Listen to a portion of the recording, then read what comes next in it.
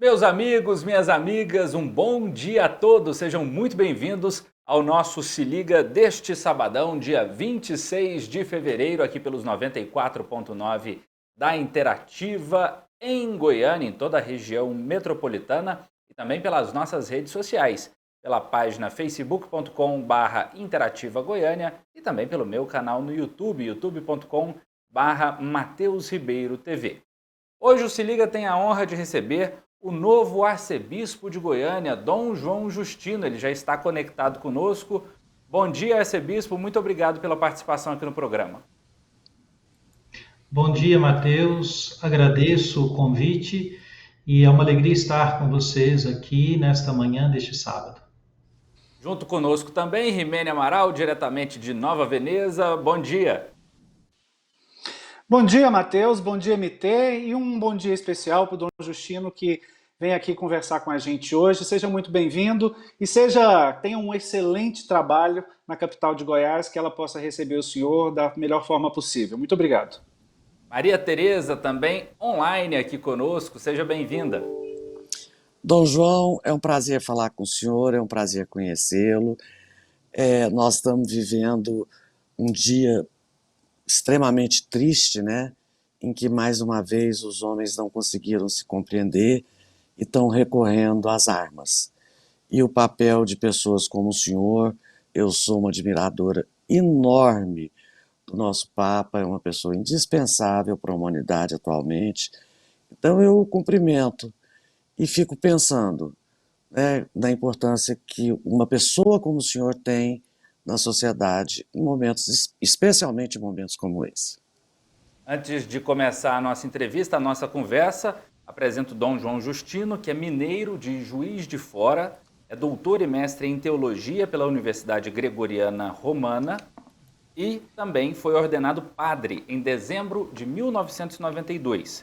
Ele foi ordenado bispo auxiliar da Arquidiocese de Belo Horizonte em dezembro de 2011, recebeu a ordenação episcopal em 11 de fevereiro de 2012 e 5 anos depois foi nomeado pelo Papa Francisco arcebispo coadjutor de Montes Claros.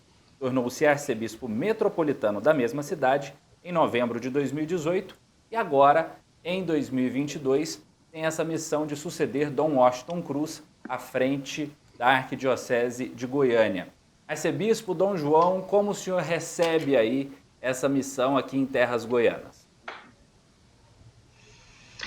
Recebo, diria, muito confiante, considerando que a nomeação do Papa Francisco, depois de ter ouvido os meus pares bispos no Brasil e outras pessoas, e fui então considerado alguém com condições de vir para a sede desta arquidiocese e aqui exercer o ministério de arcebispo. Recebi também com muita surpresa, pois, como você acabou de lembrar, as datas da minha nomeação, eu estava em Montes Claros num período relativamente curto, pequeno. Eu cheguei lá em maio de 2017 e assumi mesmo como arcebispo metropolitano em novembro de 2018. Então, eu tinha acabado de completar 3 anos de ministério como arcebispo metropolitano em Montes Claros, quando o Santo Padre, então, me convocou para essa nova missão, para uma arquidiocese bem maior, capital de um estado, com uma população 3 vezes da arquidiocese de Montes Claros. Territorialmente, aqui é 1/3 do território do que é a arquidiocese de Montes Claros. Lá eu tinha distâncias para chegar a algumas paróquias de 348 quilômetros. Então, eu viajava 5 horas, 6 horas, e nessas paróquias onde eu ia algumas vezes, eu preferia, inclusive, pernoitar ali, porque não era possível ir e voltar no mesmo dia. Aqui é menor, é 1/3, lá são 45 mil quilômetros quadrados, aqui são 15 mil quilômetros quadrados aproximadamente. Então, aqui, sob esse ponto de vista, as coisas são mais simples.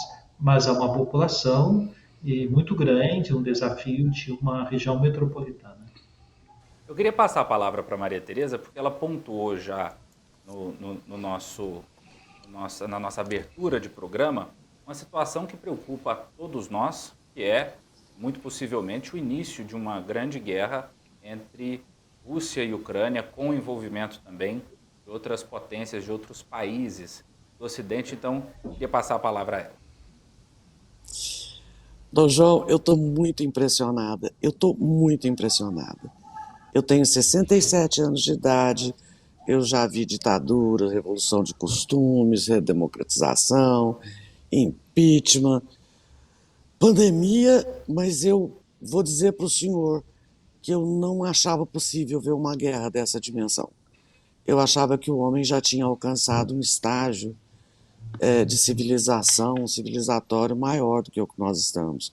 Porque, como disse o embaixador Rubens Recupero ontem, nós estamos voltando a antes da Primeira Guerra, quando era o poderio militar que importava. Eu queria saber a opinião do senhor sobre o que está acontecendo, como é que o senhor está vendo tudo isso. Eu confesso que não tenho dados para dizer todo lado, um está errado, o outro está certo, eu não tenho esses dados, mas gostaria de ouvir a opinião do senhor, que certamente é um homem que raciocina com outros parâmetros que não o do enfrentamento. Maria Tereza, Ximene, Mateus, os que estão nos escutando. De fato, acredito que estamos todos muito apreensivos, porque não sabemos a proporção que esta guerra, nesse momento localizada, pode ganhar, não é? De fato, esta palavra que a senhora traz, lembrando que não havia, certamente no horizonte de muitos de nós, a expectativa de um conflito dessa proporção, dessa natureza. É verdade que, se nós olhamos o mapa mundi, mesmo depois da Segunda Guerra Mundial, o mundo nunca viveu um dia sem guerras localizadas. São Sim. muitos os conflitos, não é?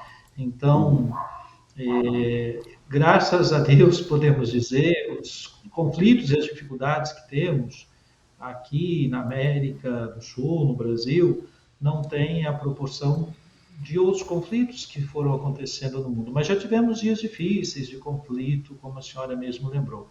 Mas não com este potencial bélico todo que sabemos que existe, as nações, sobretudo as grandes potências, mas temos visto que as grandes potências elas não têm utilizado esse potencial, ou utilizaram emissões que nós poderíamos dizer assim, parecem ser contraditórias, quando se diz que é quase uma missão de paz e ali intervir em um conflito localizado, não é? Mas agora o tom, a diplomacia não está conseguindo promover esse diálogo, nós estamos vendo, e, infelizmente, o recurso às armas. Já vi um videozinho que circulou agora à tarde, não sei se vocês assistiram, que é um míssil passando próximo a uma casa e a família apavorada e a criança chorando, né? Então, a guerra é isto. O potencial das armas destrói famílias, destrói vidas, tira a alegria das crianças, tira o futuro da vida. É um horror, de fato. O mundo já viu isso em proporções terríveis e nós estamos vendo nesses dias, né, especialmente hoje, o início dos ataques da Rússia à Ucrânia. E estamos rezando, sem dúvida, pedindo pela paz, que os grandes, como disse o Papa, né, procurem perguntar diante da própria consciência o que estão fazendo neste momento, quais são as consequências disso para o futuro da humanidade. Mas é muito triste, é terrível, é lamentável, e nós estamos tentando vencer, aqui eu uso a palavra, né, como analogia, uma guerra que tem sido muito difícil, que é a pandemia. Então, existem muitas pessoas, não só perderam a vida em razão da pandemia, mas ainda as pessoas que estão sobrevivendo estão aí lutando com medo, outras com processos, as consequências, as sequelas. Estamos tendo de investir os países recursos para vacinação e, de repente, você tem aí um quadro que vem se somar com um resultado que não sabemos ainda qual vai ser, mas certamente uma vida que se perde já é muito, não é? Imagine o que significa esses ataques que podem tirar a vida de muitas pessoas. Não importa para mim se são soldados ou se são civis, a vida de todos é importante. Jimenez. Dom João, o senhor falou aí no início que sempre houve guerras, né, guerras isoladas. Em Mianmar a gente está acompanhando, a Síria vive em guerra, o Oriente Médio em si vive em guerra, mas são guerras que às vezes não saem de seus territórios muitas vezes, não afetam as outras pessoas e por isso a gente às vezes fica até meio alheio a tudo isso. Agora não, agora é uma guerra que, vamos dizer, globalmente afeta economicamente ao mundo inteiro praticamente, né? Todos nós poderemos ser afetados de uma forma ou de outra, sem deixar de lado, é claro, como o senhor disse, as vidas que serão perdidas durante esse tempo todo. A diplomacia de vários países tentou por diversas vezes a negociação, a conversa.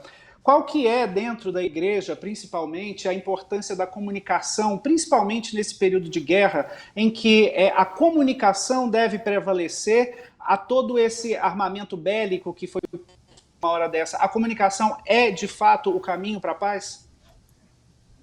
Sem dúvida. É interessante porque a Igreja Católica, que tem uma história muito peculiar em relação a outras tradições religiosas e, sobretudo, a outras igrejas cristãs, trabalhou, né, muito na linha da diplomacia. Muito da história da diplomacia tem a ver com a história da tradição católica, que é muito tem uma expertise nesse campo da diplomacia e a igreja contribui muito nesses momentos. Isso é pouco conhecido, pouco divulgado, não é? Mas isso, historicamente, a igreja teve contribuições muito importantes para promover o diálogo entre as nações.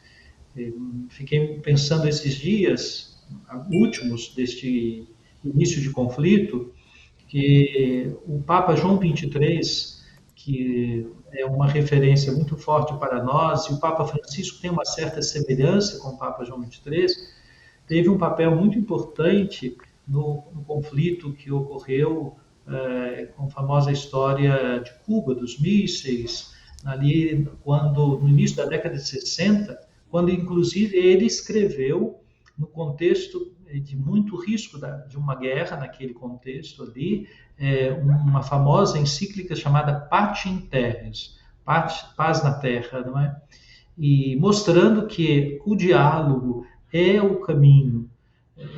Temos que não podem esgotar as forças do diálogo, né? Quando nós optamos por não mais dialogar, fechamos a comunicação, fechamos a palavra, infelizmente não é a guerra que se impõe, é a morte, né? A surdez e a morte.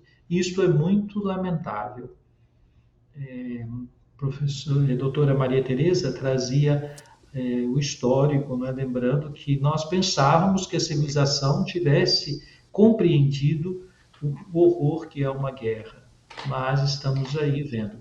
Você lembra também, Rimene, que esse conflito, embora esteja localizado neste momento, mas por trás dele está todo o conflito, mais uma vez que vem à tona, de Oriente e Ocidente, Rússia e Estados Unidos.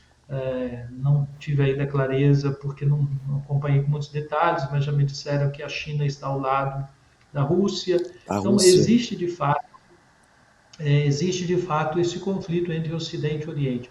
No fundo, aquela questão que nós poderíamos dizer tão elementar, mas tão radical, tão difícil. Quem manda no mundo? No fundo, é uma discussão assim. E a questão econômica, sem dúvida, está aí por trás e muito seriamente teremos consequências nesse nível. Imediatamente veremos isso acontecer. Dom João lançou há pouco um livro, Diaconia da Palavra. O bispo é sempre um aprendiz da palavra e também é muito presente nas redes sociais, tem perfis no Instagram, no Facebook, no Twitter e até no Spotify. As redes sociais, o gosto pela escrita, Dom João, são formas de se comunicar não só com a igreja, mas também com toda a sociedade, levando essas mensagens e esses valores defendidos pela Igreja Católica. O senhor tem isso como uma missão do seu trabalho enquanto arcebispo? Sim, eu brinco que, às vezes brinco com o outro, olha, a minha voz é o meu instrumento de trabalho, eu tenho que cuidar dela. Mas é um modo, quase uma metáfora, de dizer que na missão de um bispo, a palavra é fundamental, não é? Então, a palavra enquanto a fala, mas a palavra escrita e, portanto, tudo aquilo que é recurso de comunicação, dispositivo de comunicação, onde nós podemos chegar com a força da palavra, né?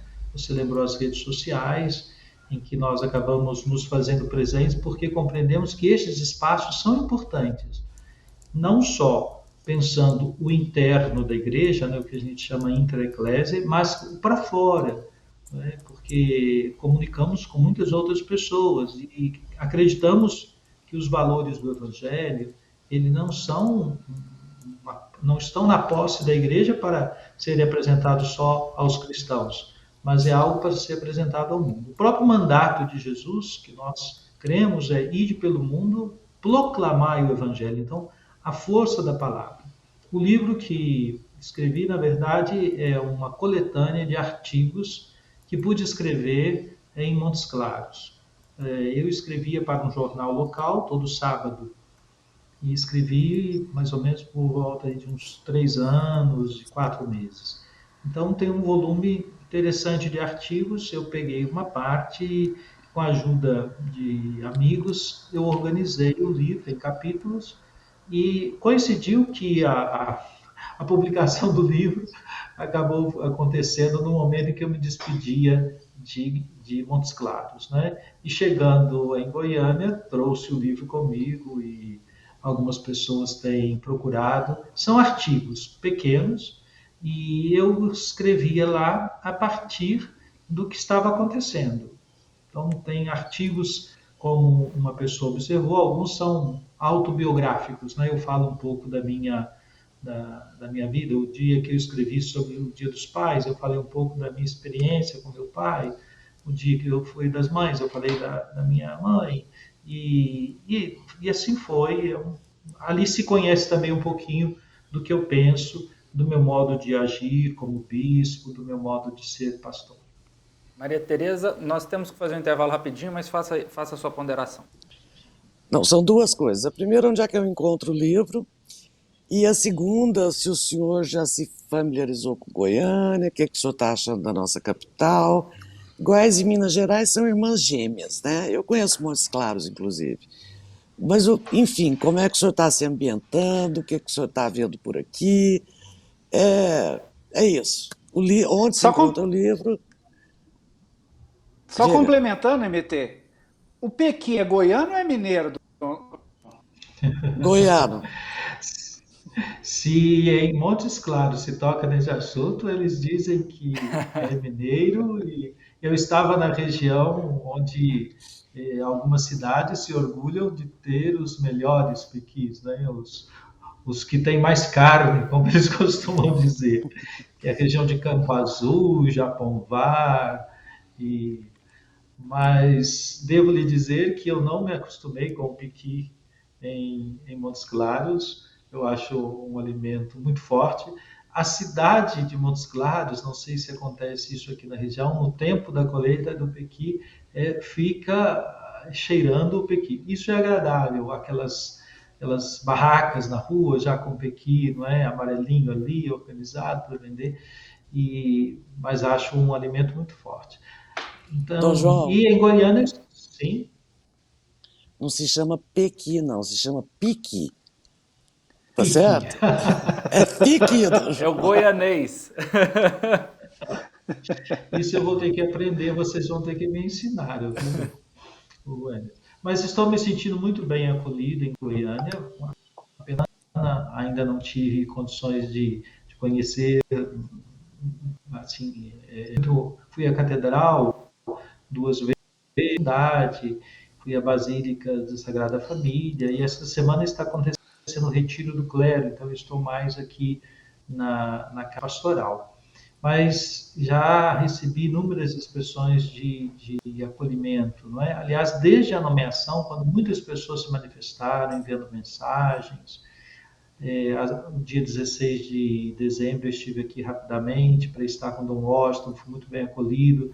Depois a minha chegada no dia 15 no aeroporto e de lá para cá muitas expressões de acolhida. E estou começando os primeiros trabalhos, sobretudo escutando as pessoas para entender como as coisas funcionam, como elas acontecem aqui na Arquidiocese. Bom, E onde é que se encontra o livro? Eu preciso fazer um intervalo rapidinho. No próximo bloco, então, Dom João nos conta onde encontrar o livro Diaconia da Palavra. E nós temos outros assuntos importantes a tratar aqui também com o novo arcebispo de Goiânia, o papel da mulher na sociedade e mais. Dom João preside a Comissão de Educação e Cultura da CNBB. Educação é um tema importante para abordarmos aqui no nosso programa. Se liga, volta dentro de alguns minutinhos, eu faço questão da sua companhia. Se liga, Interativa com Matheus Ribeiro.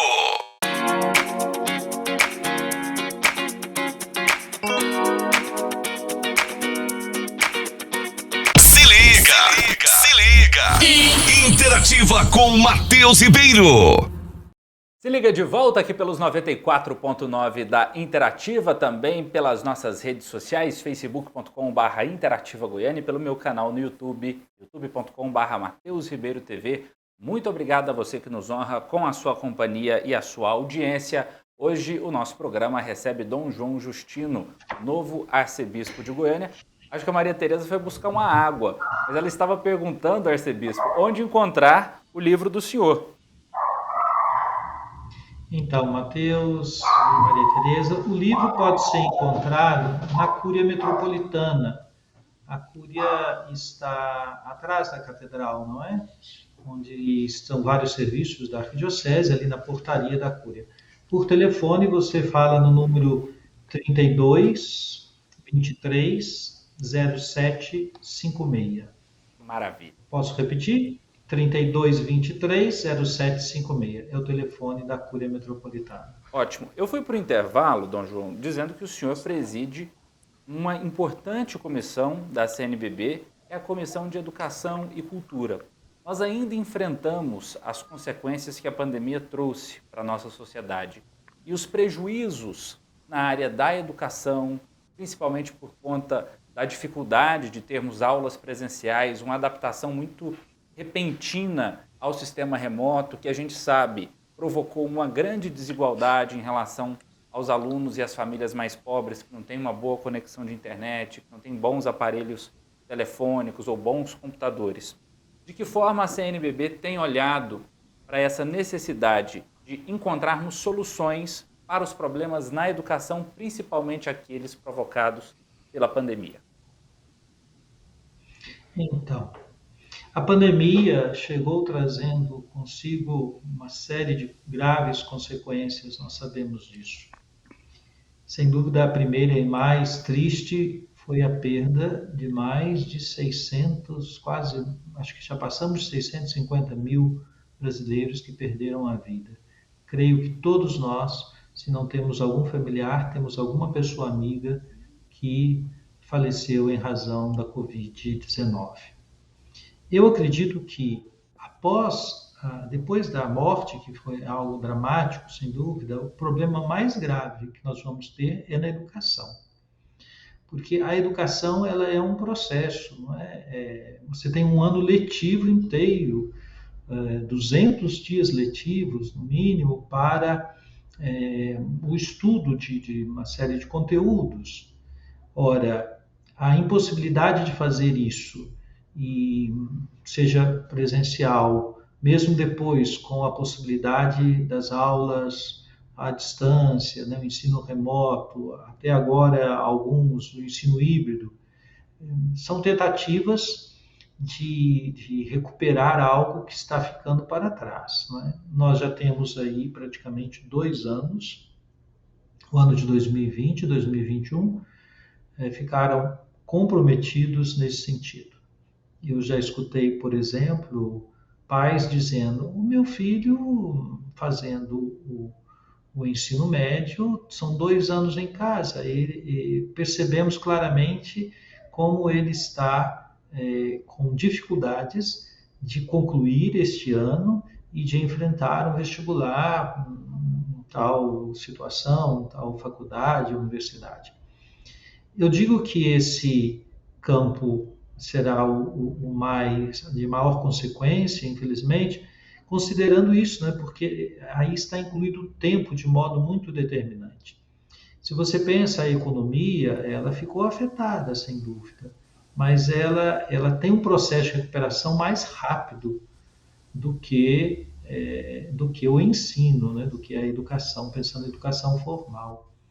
Então, uma criança que está na faixa da alfabetização, que atrasa, então você tem aí praticamente uma geração quase que inteira, né, que em 2020, 2021, distante da escola, mesmo com todos os recursos que foram buscados, porque ninguém pensava que as aulas que iniciaram início de fevereiro, início de março de 2020, em 18, 19 de março teríamos as escolas todas fechadas. Então, houve um atraso até nesse processo de como vamos dar continuidade. E as escolas não estavam aparelhadas para enfrentar uma situação dessa. Então, as consequências são graves. E, sem dúvida, isso terá impactos, já existem estudos sobre isso, no futuro, porque um ano em que o ensino, pensando de modo global, né, o Brasil tem mais ou menos 48 milhões de estudantes na educação básica e no ensino médio. Então, imagine esse atraso, as consequências que ele tem para a vida da sociedade. Assim como existem aquelas consequências também que começam a ser estudadas sobre o impacto na vida das crianças menores que tiveram um nível de afeto dispensado a elas pela presença, pelo abraço da família, muito diminuído. Então, são crianças que foram menos acalentadas numa fase em que a vida pede isso, né? Pede colo. Então, é incrível você pensar que estas crianças vão ressentir disso em algum momento. Imene. Dom João, o senhor estava falando agora há pouco, e a gente falando do cristianismo. O cristianismo ele tem uma simpatia muito pela forma como o Cristo, né, conduziu a humanidade durante aquele tempo. E quando a gente fala em direitos humanos, a gente tem que lembrar também de que a desigualdade social é um pouco avesso a tudo isso. A gente tem que pensar a cada vez mais na diminuição dessa desigualdade. E a educação é uma das formas de tentar diminuir esse abismo social que existe entre nós. A campanha da fraternidade esse ano fala de educação e fraternidade. Como é o papel da Igreja Católica? Como é o papel que o senhor começa a trabalhar agora em Goiânia, passa a desenvolver junto com as arquidioceses de todo o país em prol da campanha da fraternidade desse ano?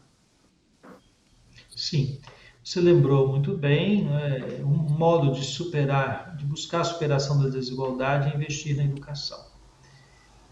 A campanha da fraternidade, ela é uma oportunidade que temos de convocar a comunidade e a outros que queiram vir conosco a conversar sobre a realidade educativa.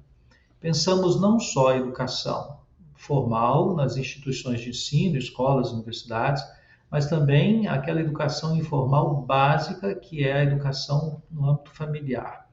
E uma série de outras instituições que assumem, têm uma tarefa educativa.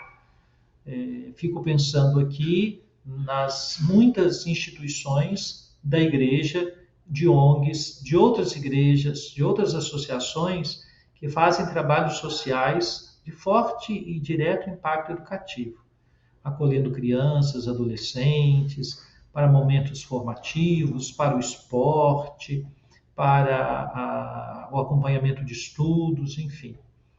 A Igreja Católica tem uma tradição de cuidar da educação, não só porque ela tem incentiva através das suas instituições, através da vida consagrada e das dioceses, a constituição de escolas e de universidades, mas num volume bem maior, a Igreja tem instituições que trabalham com outras formas de educação. Aqui na Arquidiocese, nesses dias, conversando com um e com outro padre, eu já ouvi e já percebi que são várias iniciativas. Tenho dito a eles, quero ir lá conhecer. Um padre me disse, o padre Arpuim, que é a paróquia dele, tem um projeto de educação musical, que funciona de segunda a sexta, de 14 às 17 horas. Esse é um investimento muito importante, não é? Cuidar, oferecer às crianças e adolescentes uma alternativa que é a música, o instrumento musical. Então, quando pensamos a educação, queremos, aqui eu quero dizer, o Papa Francisco, ele intuiu, quando era arcebispo de Buenos Aires, que os muitos desafios da educação estavam ligados ao que ele chamou inicialmente de quebra do pacto educativo. Isto é, a família, a igreja, a família, a escola e a sociedade, a igreja está no âmbito da sociedade, acabaram se afastando uma das outras em relação à educação. E quase que a escola ficou sozinha, isolada, cuidando da educação. E o Papa, então, intuiu e propôs o Pacto Global Educativo. Precisamos reaproximar família, escola e sociedade. Essa reaproximação, a partir de alguns valores, o principal valor, o primeiro que ele coloca, é ter a pessoa humana no processo educativo, esse cuidado com cada pessoa. Então, a campanha da fraternidade vem trazer também esta proposição. Como é que nós estamos cuidando da educação?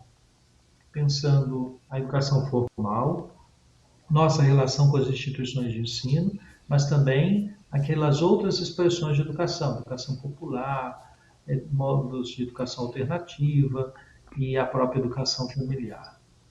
Maria Tereza? Tudo que o senhor está dizendo faz extremo sentido para mim. E eu até devo dizer ao senhor que não sou uma pessoa religiosa, mas, enfim, uma das coisas que me espanta, e não só no Brasil, mas no mundo, nós vimos isso com as vacinas em relação à África, é a desigualdade.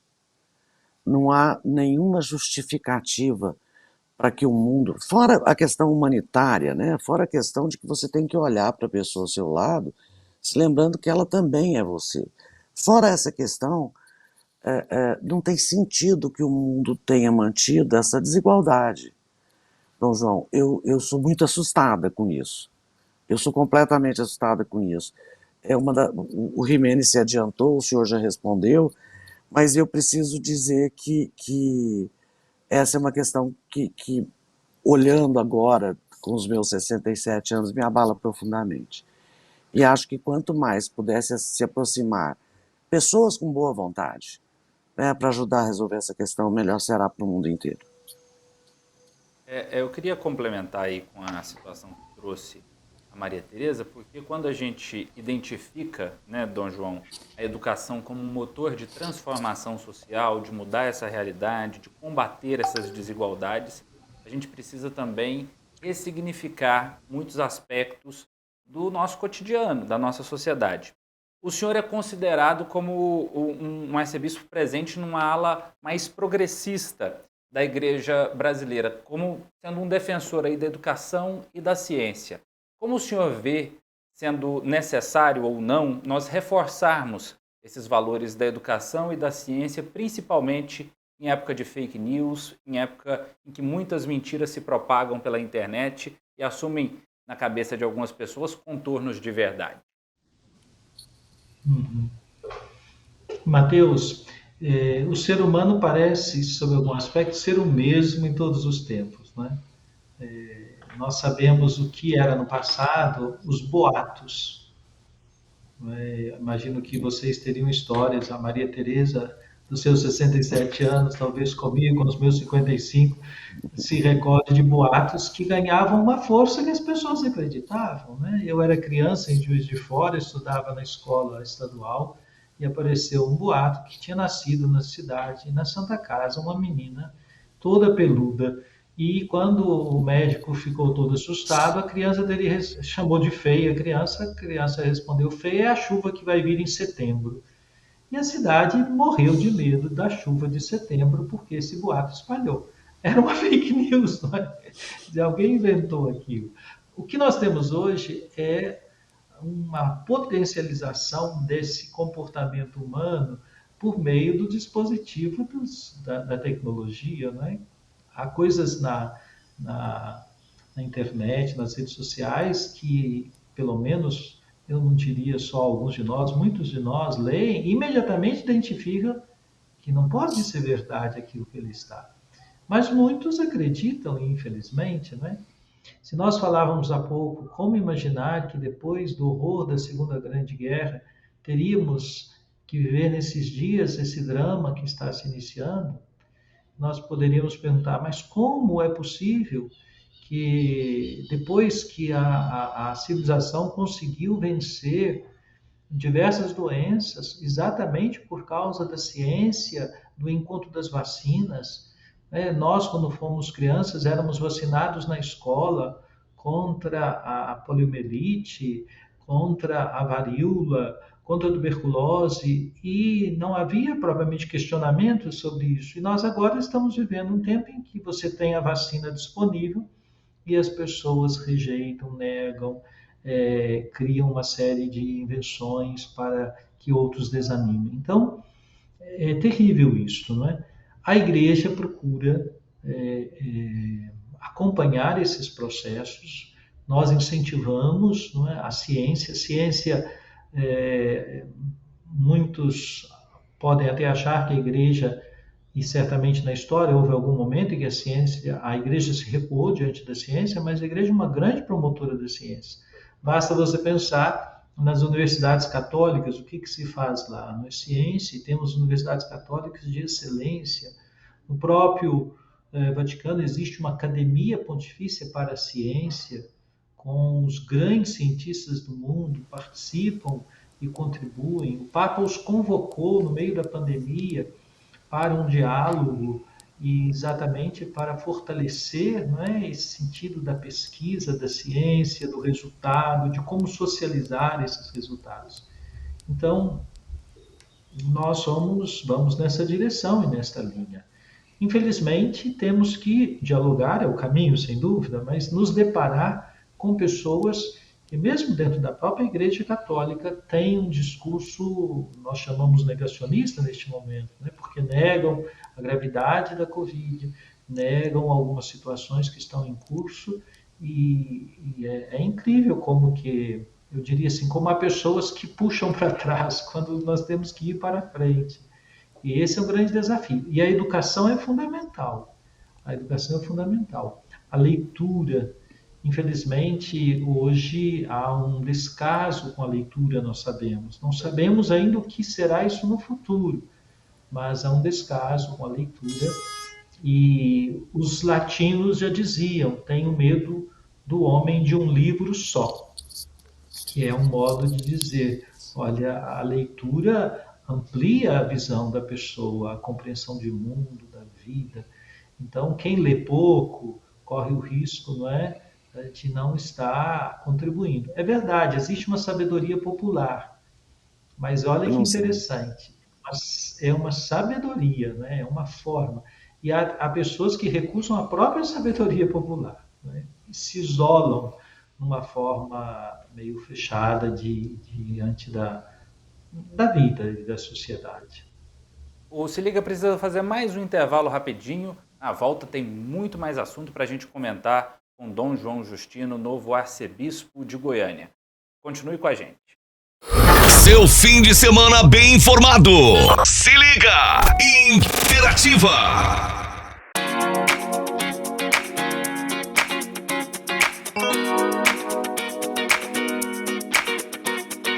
Se liga!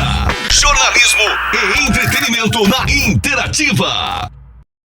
Se liga de volta aqui pela Interativa. Hoje o nosso programa recebe o novo arcebispo de Goiânia, Dom João Justino. Eu queria trazer agora para esse bloco, Maria Tereza se levantou, eu vou esperá-la para fazer a pergunta, Dom João, porque o Papa Francisco trouxe uma fala super importante, que o papel da mulher na sociedade não se limita a temas femininos. Como eu não tenho muito local de fala para tratar questões do universo feminino, eu queria levantar a bola para Maria Tereza, mas ela continua no debate aí na sequência. Como essa visão dentro da Igreja Católica se faz necessária para que a gente caminhe para frente, como o senhor dizia no bloco anterior, e não que a gente permaneça com alguns retrocessos que, infelizmente, a gente ainda observa na sociedade, como, por exemplo, a violência contra a mulher, a desigualdade salarial e uma série de outros problemas. Sim. A igreja está inserida na história, na sociedade. As grandes questões da história do tempo presente são as grandes questões da igreja. O Concílio Vaticano II, que aconteceu de 62 a 65, perdoe, de 1962 a 1965, tem um dos belos documentos sobre a igreja no mundo contemporâneo, que é a Gaudium et Spes, e o texto começa assim: as alegrias e as tristezas, as angústias e as esperanças dos homens de hoje são as alegrias e tristezas, angústias e esperanças dos discípulos de Cristo. Quer dizer, não existe diferença, nós estamos no mesmo mundo, a missão da igreja é neste chão, nessa terra. Ora, isso significa que aquilo que o mundo também avança na compreensão, em novas visões, novas perspectivas, a igreja está em diálogo com essas realidades. Um avanço muito importante, valorizado pelo Concílio Vaticano II, foi esse processo de emancipação da mulher. Historicamente, nós sabemos como que a sociedade profundamente patriarcal vigorou em muitas sociedades, nesse modelo em que o homem é sempre colocado num patamar, num pedestal acima da mulher. Infelizmente, isso trouxe muitas expressões de sofrimento, e nós vivemos ainda consequências disso. O feminicídio é ainda um resquício desta mentalidade, da falta de respeito à dignidade da mulher. O Papa São João Paulo II tem um belíssimo texto que ele escreveu, um documento chamado Mulieris Dignitatem, a dignidade da mulher, reforçando aquilo que já havia iniciado com o Papa João XXIII. E o Papa Francisco também vai na mesma linha, de insistir na importância da dignidade da mulher, daquilo que é seu específico, a sua contribuição na sociedade. E nós vemos essa superação, estamos vendo, né, como que na sociedade há uma superação ainda por crescer, a superação de colocar a mulher num lugar, vamos dizer assim, submisso ao homem. Eu entendo que tantas vezes, e pela própria feminilidade, a presença da mulher indica um lugar diferenciado pela sua própria condição, das suas riquezas, daquilo que é o feminino, assim como existe a riqueza do que é o masculino. Mas vemos que temos aí muita estrada para percorrer, ainda existem muitas dificuldades, né? E não é fácil a gente vencer a visão patriarcal machista. Eu posso contar um fato ocorrido comigo, muito simples? Por favor. Eu estava voltando de Campinas para Belo Horizonte num domingo de manhã cedo, e ao entrar no voo, eu vi que ia pilotar uma mulher. Eu olhei para aquele avião e disse assim: meu Deus, como vai ser essa viagem? Quer dizer, um ato profundamente de uma cultura, né, dentro de mim, eu como homem ali naquele momento, desconfiando que uma mulher não seria capaz de pilotar aquele voo até Belo Horizonte. E quando chegou em Belo Horizonte, o pouso foi tão leve, sem nenhuma dificuldade, vamos dizer assim, nem parecia que estava pousando naquela pista. E eu falei, isso foi só para eu pagar a minha língua, né? Eu não falei com ninguém, estava inclusive sozinho. Mas eu guardei esse fato para dizer assim, no fundo, nós às vezes deixamos vir à tona aquilo que está, talvez desde a infância, né? A mudança de mentalidade, que é muito interessante, a palavra conversão em grego, metanoia, significa isso, mudança de mentalidade. E para que a gente valorize a mulher em toda a sua dignidade, todo o seu potencial, nós precisamos de conversão, precisamos de mudar a mentalidade. E mudar a mentalidade é entrar nesse nível mais radical, mais profundo que está em nós, onde estão muitos preconceitos, infelizmente. Uma autocrítica. Falei aqui da mulher, uma autocrítica, uma percepção de que, olha, as coisas são diferentes. Uma mulher tem toda a condição de pilotar um avião, né? De dirigir uma universidade, de dirigir uma nação, não é? De oferecer os seus talentos, os seus carismas. Então, temos aí muito a crescer. Dom João, essa fala do senhor, esse conto que o senhor contou aí, que aconteceu com o senhor, esse fato, algumas décadas atrás, ela poderia chegar aos ouvidos da Igreja Católica como um vendaval grande, né? Porque a forma como isso era arraigado dentro da cultura evangelizatória da Igreja Católica era bem diferente. Hoje a gente nota que desde Papa João Paulo II, agora com o Papa Francisco, que a abertura da Igreja ela é muito maior, ela toca em temas sociais que antes eram proibidos de serem falados dentro da própria Igreja, né? A homossexualidade, a questão da mulher, da forma como ela deve se equivaler às ações do homem. Enfim, há muitas situações, inclusive a pedofilia, que vem sendo falado muito. A Igreja ainda tem muito a se abrir. Existe essa meia-culpa da Igreja Católica e eu pergunto isso para o senhor também, como arcebispo, é preciso que ela se abra mais ainda para poder abraçar um maior número de gente dentro da sociedade? Eu creio que sim. Nós falávamos no início do nosso programa de hoje sobre a questão da guerra, do conflito. E a solução que temos sempre presente é o diálogo. Ora, o diálogo também na igreja em relação a temas que são mais delicados, ele precisa acontecer. O Papa Francisco tem caracterizado o seu pontificado pela coragem em tocar em assuntos e temas que estão presentes aí no mundo da história e que precisam ser considerados. É interessante lembrar que o Papa Francisco convocou 2 sínodos sobre a família. Foram sínodos bastante, trouxeram muitos debates e foi muito importante dar esse espaço. Depois ele convocou um sínodo sobre a juventude, sobre a fé, a transmissão da fé à juventude e a questão vocacional. Ficou conhecido como Sínodo da Juventude, e houve ali, de fato, uma tentativa de ouvir mais ainda a realidade que toca a vida dos jovens no mundo de hoje, no mundo com toda a sua complexidade.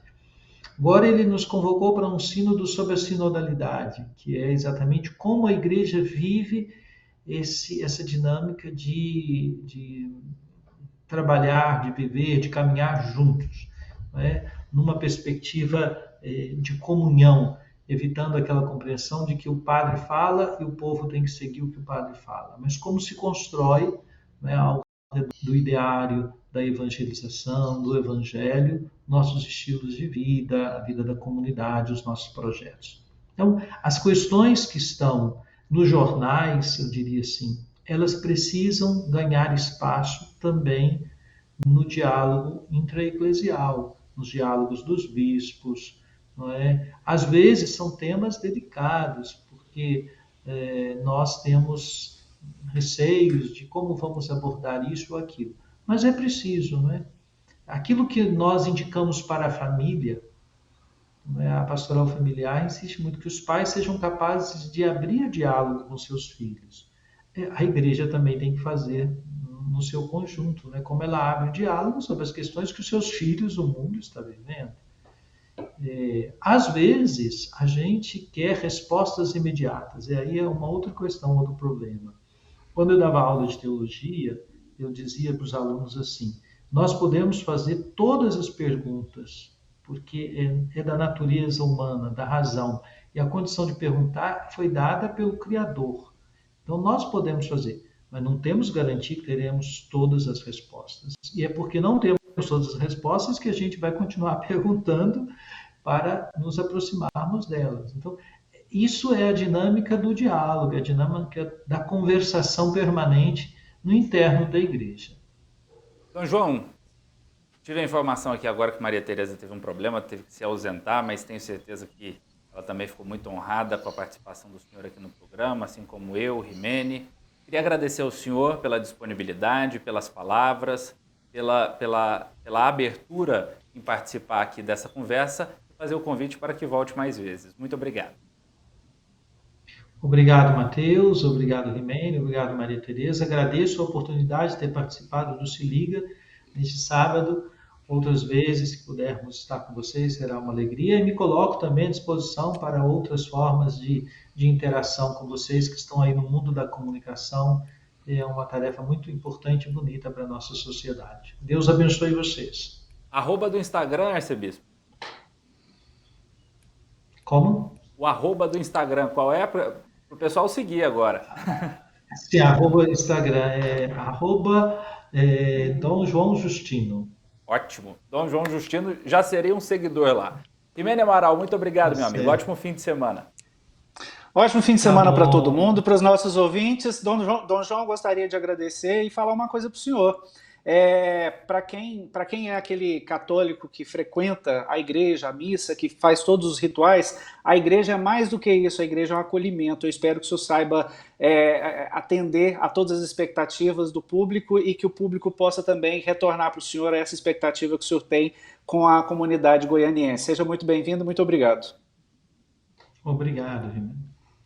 Um forte abraço a todos vocês que acompanharam o programa neste sábado. Sábado que vem, é claro, compromisso renovado aqui pelos 94.9 da Interativa. Um ótimo fim de semana a todos. Aproveitem com juízo, fiquem com Deus e tchau, obrigado. Se liga, Interativa com